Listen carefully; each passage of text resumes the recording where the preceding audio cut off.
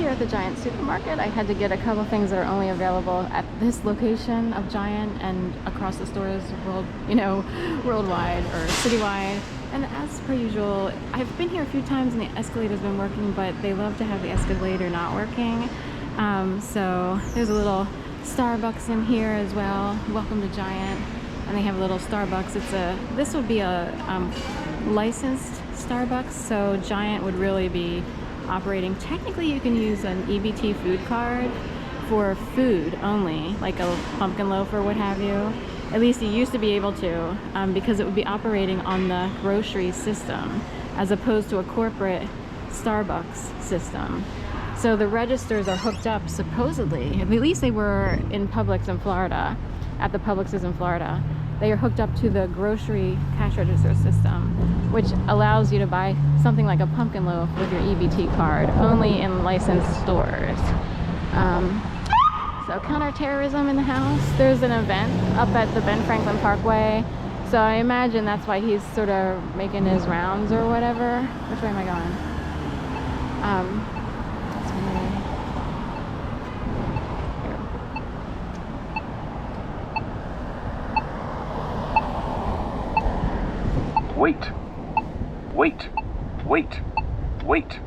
Wait.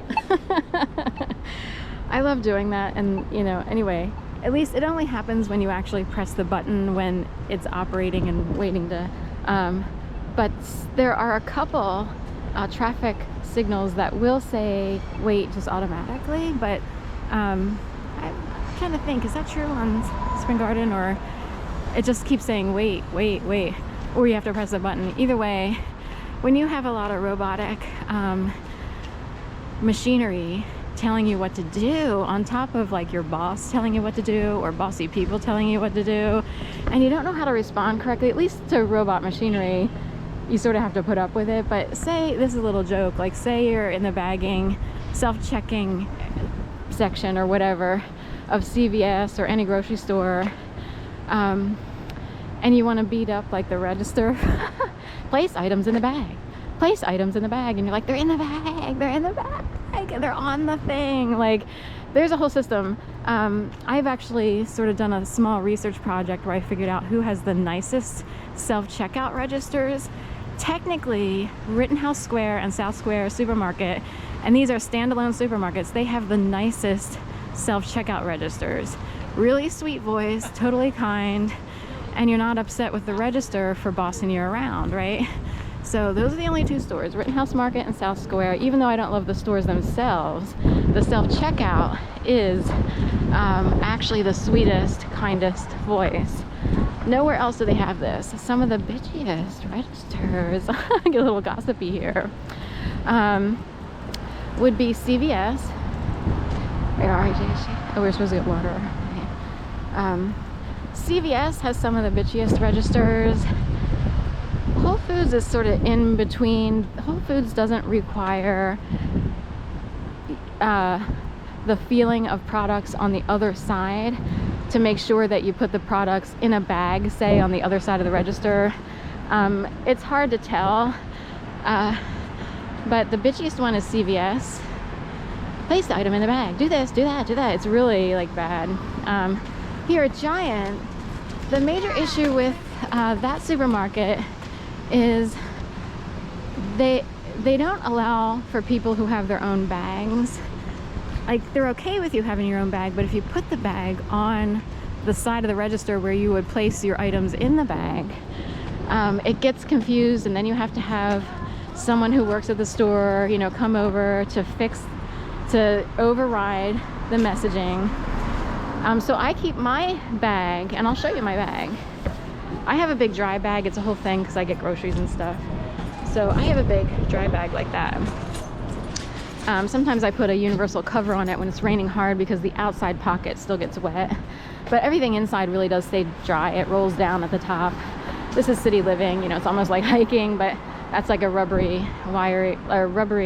material. That's what I wanted.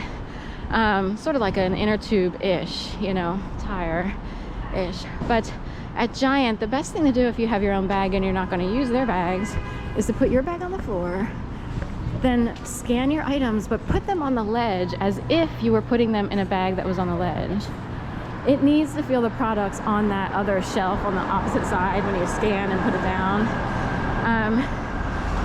And every once in a while I forget, and it's like I put my bag up there and then the register goes berserk because there's something there that's not supposed to be there.